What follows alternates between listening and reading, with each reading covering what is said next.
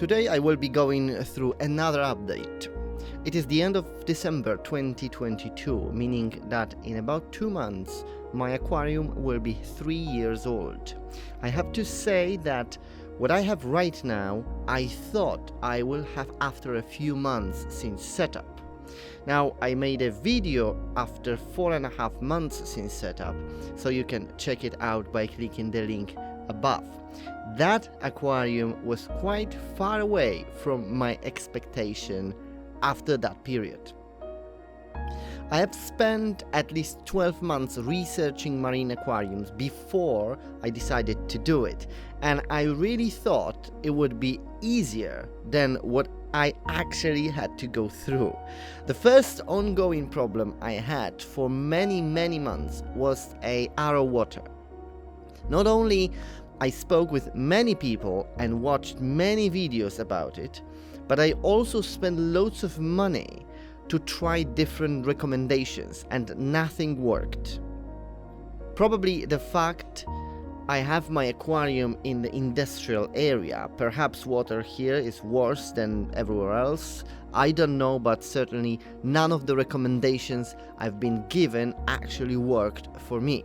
So I decided not to listen to anyone and tried to experiment myself, and only then I managed to get to the point that my water can be produced at 0 ppm for a considerable period of time, producing thousands of liters at that level. I've never seen the setup I have, and many people will say that I have overdone it, but this is the way it works for me. I would rather spend £200 more for the setup and have easier life later than not spend it and struggle like I have been for a good few months. You can see the video of my RODI setup by clicking the link up here. The second lesson I learned was to do with the filtration system. When I set up my first sump, I used 3 roller filters. I've heard so much good about them, and I was desperate to have them. I didn't want to have anything else. At the same time, in my business, we are dealing with high-end residential customers.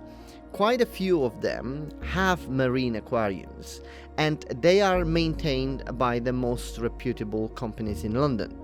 Knowing these customers, I can guarantee you they spend the money needed to have the best results. What I noticed there is that in many places they don't have roller filters, and some of them they don't even have socks. That was very confusing for me, as it wasn't working with my knowledge about the roller filters. After a few months of using roller filters, I found a few problems already. Firstly, I noticed that some water is literally bypassing the filter media. I can appreciate, of course, that not 100% of water will go through the media, but what was passing by, it was just too much, in my opinion. It was much enough to actually question the need of the filter at all. The second issue I had was the actual filter media. In one filter it was going faster than on the other ones. I'm quite busy at my work, and often enough I forget to change it. That means that for a certain amount of time there was almost no filtration. And the third thing that annoyed me was the fact that they freeze sometimes. And again, that led to no filtration by overflowing. At the beginning I thought that was one of the reasons for my high NO3 level, but I came to a realization that roller filters had no or maybe very little effect on the NO3 level. And please, before I get lots of disagreement from people, please note that everything that I say here on this channel is purely from my own experience with this particular aquarium. That is also the reason that, in my opinion, no matter how much advice you will gain, your aquarium might be completely different and you may need to try different things, as I did. Right now, since I moved my sump below, I have installed 6 filter socks, where the first row is to act as the main filtration and the second row is for the overflow if the first filters get blocked. This setup has been done for almost a year now, and my NO3 is 0 despite the fact I change these socks once per 2 weeks. As of today, if I were to set up a new aquarium, I would not spend money on roller filters. Not only are they more expensive to buy in comparison of socks, but the maintenance of it is also much more expensive. Now, going to water changes and the refugium, I think based on my experience again, these are the most important things. When I set up this tank, I wanted to have a tank without a need for a water change. I tried to do everything that many people on YouTube recommended, but I constantly had some issues. Whether they were related to not changing the water, I don't know, but what I do know is that in about April 2022, I started to do a water change of approximately 15% every 2 weeks. And I have my refugium set up with a separate 300-liter tank as well, and everything started getting better. In fact, I have to say that it was April 2022 when I actually started to notice an improvement in my reef. It was time after upgrading my sump, and Mariusz from Aquatic Design Center assembled the sump for me. The reason I am mentioning Aquatic Design Center, with their permission of course, is the fact that they were quickly responsive and provided very professional service. I usually need something for yesterday, and every other company I contacted could not offer the service for weeks. Not only do they do a fantastic job, but obviously they have the best people in London, like Mariusz. Today most of you can see how everything grew in the last few months, and it is properly developing. Another change I made during my sump upgrade was to go for a calcium reactor. I went for this Twin Tech 1500 calcium reactor by Deltec. Hopefully that will be useful information, as I am using a calcium reactor designed for a 1500 liters, but my overall water volume is 2200 liters. If someone is considering one to buy, he can use my example as an analogy. I never struggled with calcium level, and my DKH is almost constant at 8.6.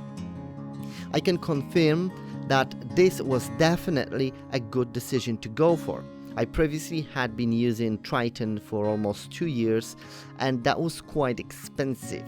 Not only was it expensive, but it wasn't giving me the results I have now. Again, I don't know if that was one of the reasons, but I know what I have now, and it does work very well. I still have to dose magnesium. From day one, for some reason, I always was lacking magnesium. I will not get into details of magnesium, as I simply don't know it myself and I would have to research it. But what I do know is that not many people I spoke to or watched the video of had many problems with magnesium. I still don't know why I need so much magnesium, but again, maybe someone struggle with the same issue, or maybe it is not an issue, so please comment below. Another change I made was sea salt. Not sure if that contributed to my improvement, but I used to use a Red Sea, and now I changed to a Reef Crystal by Aquarium system. I thought you might want to know that as well. Lastly, an addition to my setup that I didn't have before is a ROA-FOS reactor that I have been using for the last few months. And that is it. My readings as of today, as I'm making this video, are as follow. The temperature 25.5, salinity 1.026, DKH is 8.5, calcium 430, magnesium 1290, NO3 0.1 and PO4 0.02. The sad part of this video is the fact that I have a few fish died. Some of them I saw dead and some just disappeared. But there is another lesson from my experience. 3 fish I saw dead in my aquarium. They were already surrounded by the cleanup crew. I decided to just leave them there. Right now, there are no signs of them anymore, and nothing really happened since. I know we should get rid of excess waste from the water, but I didn't. And I didn't really notice any issues regarding NO3 or any other elements. I am not an expert in this hobby, but I can at least share with you my own experience that I have built since 2020. I wasted loads of money as well on trial and error, and I hope if I can help just one person to save some money, that will be my success. Well, thank you very much for watching. I hope that is useful, and I will see you in the next video. Hopefully it will be sooner than this one.